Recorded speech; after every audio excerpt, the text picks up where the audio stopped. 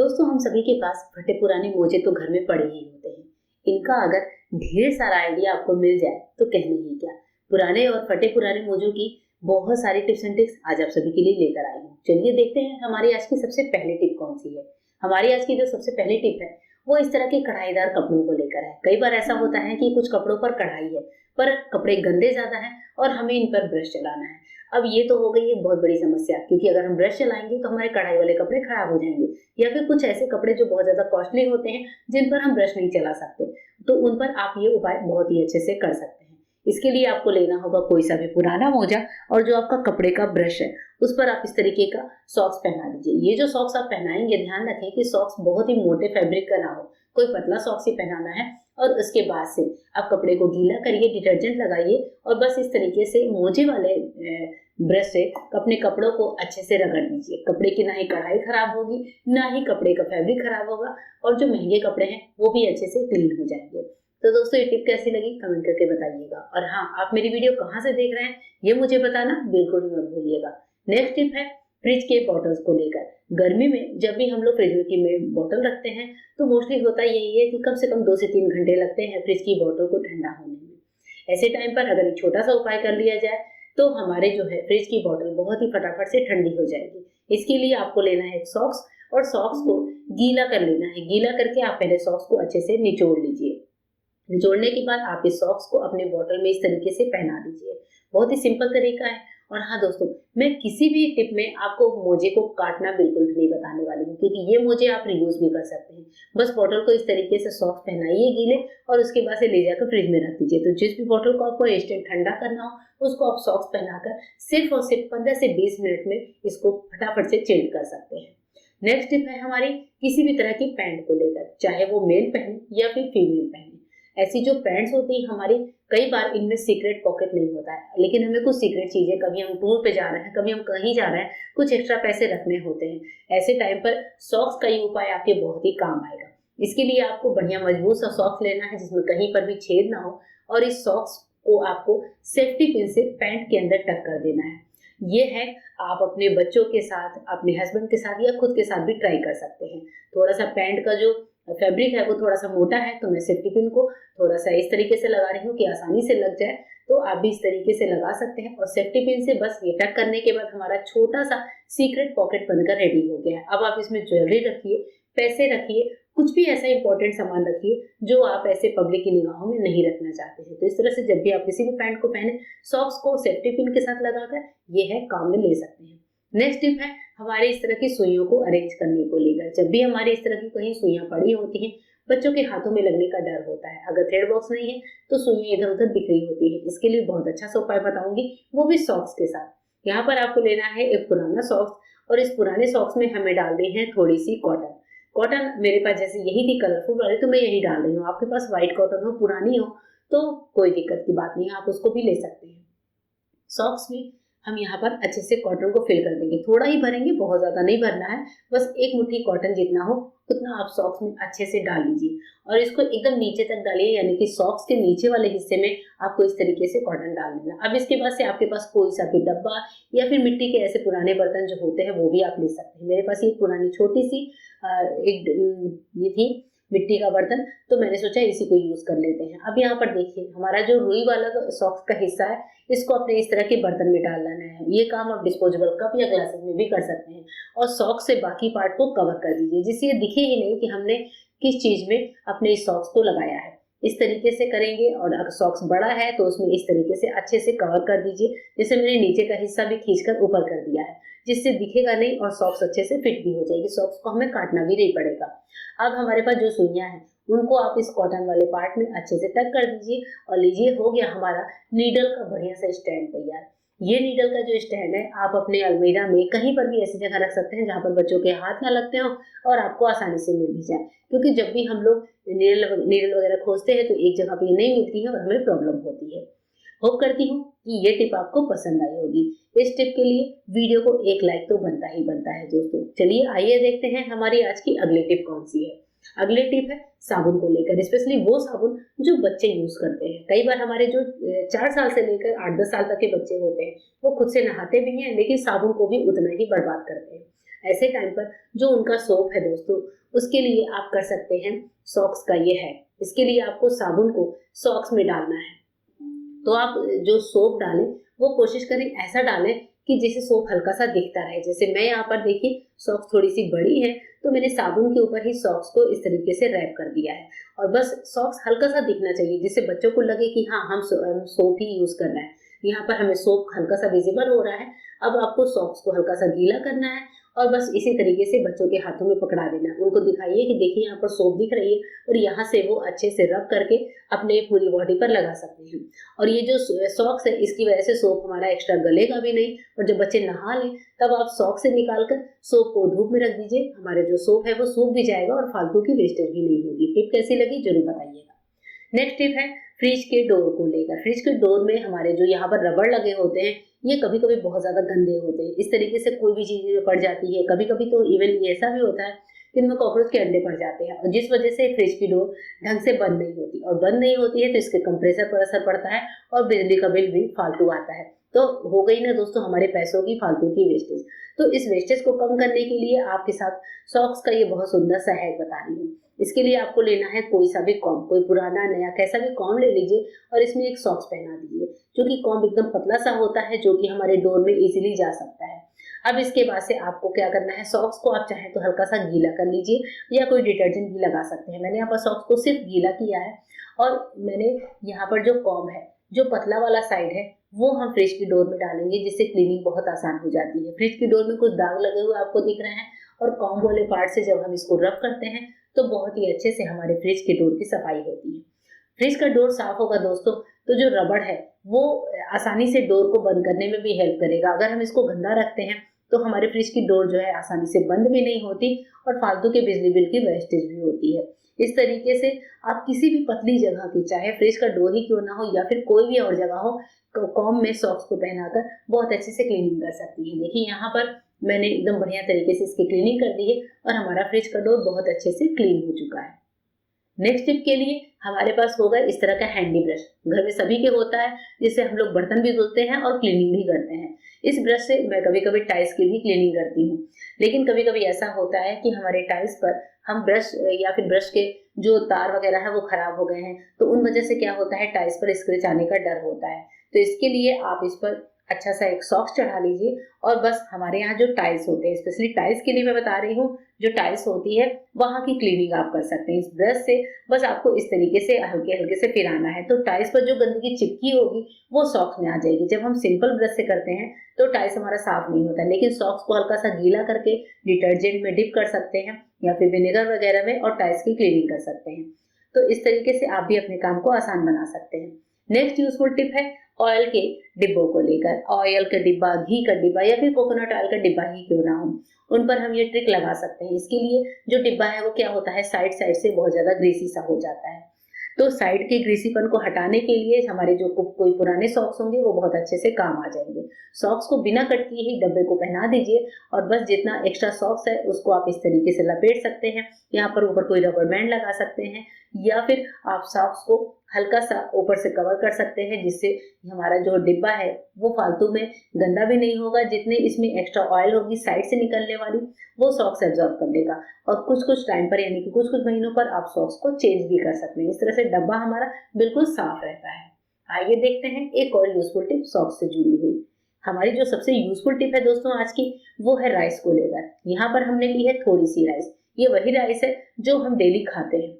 इस राइस को आपको क्या करना है, एक पुराने सॉक्स में ले लेना है। कोई सा भी सॉक्स ले लीजिए जो पुराना हो, जिसका आप इस्तेमाल नहीं कर रहे हो। इस सॉक्स में आपको क्या करना है, ये राइस के दाने डाल लेने हैं। तो यहाँ पर कटोरी में है इसलिए मैं सॉक्स को ऐसे ही पकड़ रही हूँ जिससे एक भी दाना हमारा खराब ना हो और बहुत अच्छे से सॉक्स के अंदर भी चला जाए। तो मैंने पूरी कटोरी ही डाल दी है, लेकिन कटोरी को मैं इस तरीके से खींच कर निकाल लेती हूँ जिससे चावल के दाने फालतू में बिखरते नहीं हैं। अब यहाँ पर चूंकि हमने डाल दिया है चावल एक सॉक्स में, हम बना लेंगे इसकी पोटली। इस तरीके से एक हल्की सी नॉट लगाइए और चावल की पोटली बनकर तैयार है। अब क्या करना है चलिए देखते हैं। रोटी बनाने के बाद हमारा जो तवा होता है वो हल्का सा गर्म ही होता है। इसी गर्म तवे पर आपको रखनी है ये पोटली और इस पोटली को अच्छे से देनी है गर्माहट। अब इसके बाद से जो हमारी फीमेल्स होती हैं दोस्तों, कभी-कभी पीरियड के टाइम पर उनके पेट में बहुत ज़्यादा दर्द होता है, तो आपको ये सेक करनी है उनके पेट यानी कि पेड़ू वाले एरिया में। नाभि के आसपास जो बच्चियाँ होती हैं स्पेशली बहुत ज़्यादा पेन में होती हैं, तो उस टाइम पर इस चावल वाली पोटली से आपको पीरियड के टाइम पर उनके पेट की सेक देनी है, हल्की-हल्की सी गर्माहट देनी है, उससे उनका पेट दर्द ठीक होगा। या फिर बॉडी में अगर आपको घुटनों में दर्द है, शरीर के किसी भी जोड़ों में दर्द है या फिर आपको कहीं चोट लग गई है, वो दर्द बार-बार उभर जाता हो, तो उस जगह पर भी आप इस पोटली को हल्का-हल्का गरम करके सेक दे सकते हैं। मतलब शरीर में कहीं पर भी दर्द हो, तो भी ये पोटली काम आएगी, स्पेशली पीरियड पेन में तो ये पोटली काम आती ही आती है। इस पोटली को ऐसे ही आप रख सकते हैं और हर बार आप इसका यूज़ कर सकते हैं। इसमें से ना ही चावल हटाइए, ना ही पोटली को फेंकिए। ये पोटली घर में बनाकर रखिए, हमेशा आपके लिए बहुत ज़्यादा यूज़फुल रहेगी और आपके घर की छोटी-बड़ी हर समस्या में काम आएगी, पैसों की वेस्टेज होने से रोकेगा। नेक्स्ट टिप है अम्ब्रेला को लेकर। हमारे पास जो इस तरह के अम्ब्रेला होते हैं जो कहीं भी इधर-उधर पड़े होते हैं, हमें इनकी याद सिर्फ बारिश के दिनों में आती है।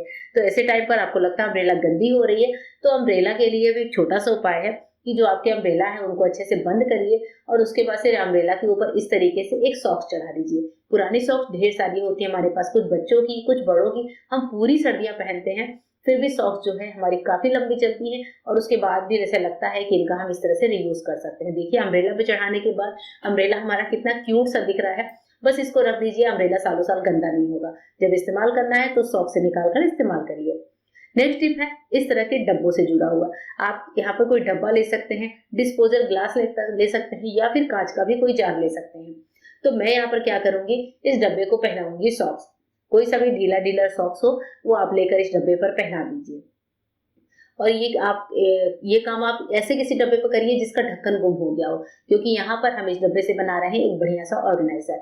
अब सॉक्स पहनाने के बाद आपको जो सॉक्स का ऊपर वाला पार्ट है वो चाहे तो आप डब्बे के अंदर डाल दीजिए। सॉक्स छोटा है तो आप डब्बे के चारों ओर ही इसको लपेट कर छोड़ सकते हैं। मेरी सॉक्स जो है वो थोड़ी सी बड़ी है, तो मैं क्या करूंगी, इसके एक्स्ट्रा पार्ट को डब्बे के अंदर ही डाल देती हूँ। अब ये हमारा बहुत ही प्यारा सा ऑर्गेनाइजर बनकर तैयार है। इसे आप बच्चों के स्टडी टेबल पर रखें, अपने किचन में रख सकते हैं। नाइफ वगैरह करके, नाइफ सीजर्स होते हैं हमारे किचन में, उनको अरेंज करके रख सकते हैं। अपने ड्रेसिंग टेबल के पास रख सकते हैं। जो मेकअप के ब्रशेज होते हैं उनको भी आप इसमें अरेंज करके रख सकते हैं, या फिर घर के जो पिलास, पेचकस, इस टाइप की चीजें होती हैं उनको भी आप इसमें अरेंज करके रख सकते हैं। तो इस तरीके से बहुत ही अच्छा सा ऑर्गेनाइजर बनकर तैयार हो जाता है। नेक्स्ट टिप है डिटर्जेंट के साथ। जब हम लोग डिटर्जेंट निकालते हैं किसी स्पेशल चीज के लिए, मतलब किस चीज के लिए कर रही हूँ चलिए आपको आगे दिखाऊंगी। थोड़ा सा मैंने यहाँ पर डिटर्जेंट लिया है सॉक्स में और इसकी एक पोटली से शेप दे देते हैं। तो यहाँ पर जो है मैंने बहुत थोड़ा ही डिटर्जेंट लिया है आपको एक डेमो देने के लिए। अब इसके बाद से इस सॉक्स को मैंने हल्का सा नॉट दिया है जिससे ये बंध जाए और सॉक्स को करेंगे हल्का सा गीला। अब हमारे पास बर्तन जो होते हैं, कई बार क्या होता है कुछ बर्तन होते हैं जिन पर अगर स्क्रबर नहीं है, स्क्रबर गंदा है, कुछ बर्तन हमारे फास्ट के होते हैं, कुछ बर्तन हमारे भगवान जी के होते हैं, कुछ ऐसे, तो आप नया सॉक्स भी यूज कर सकते हैं। या फिर आप बर्तन मांजने के लिए बहुत अच्छे से इस तरीके से सॉक्स का ऑर्गेनाइजर बनाकर इस्तेमाल कर सकते हैं। अब इसके बाद से आपको बर्तन जो आप धुलेंगे आप देखेंगे आपके बर्तन बहुत अच्छे तरीके से साफ हो जाते हैं। अब जो सॉक्स में डिटर्जेंट बचा है उसका क्या करें, उससे आप अपने सिंक की सफाई कर सकती हैं। तो सिंक की सफाई कर सकते हैं, वॉश बेसिन की सफाई कर सकते हैं, किसी भी तरीके से इसको काम में ले सकते हैं। या फिर आपको ऐसे सफाई नहीं करनी है तो इस सॉक्स को किसी कटोरी या प्लेट में रख दीजिए और फिर नेक्स्ट टाइम भी बर्तन धुलने में यूज कर लीजिए। पहले के टाइम में भी आपने देखा होगा दोस्तों कि लोग मोजे से और बर्तन को धुला करते थे, इससे हमारे बर्तनों पर स्क्रैच नहीं आते। आप चाहें तो अंदर डिटर्जेंट डालें या फिर ऊपर से डिटर्जेंट लगाकर सॉक्स का इस्तेमाल करें। दोनों ही तरीके आपके लिए अच्छे साबित होंगे और सॉक्स से हमारे बर्तनों पर स्क्रैच भी नहीं आता, बर्तन अच्छे से वॉश भी हो जाते हैं। चलिए देखते हैं आज की next useful tip. Next tip है स्पेक्स को लेकर।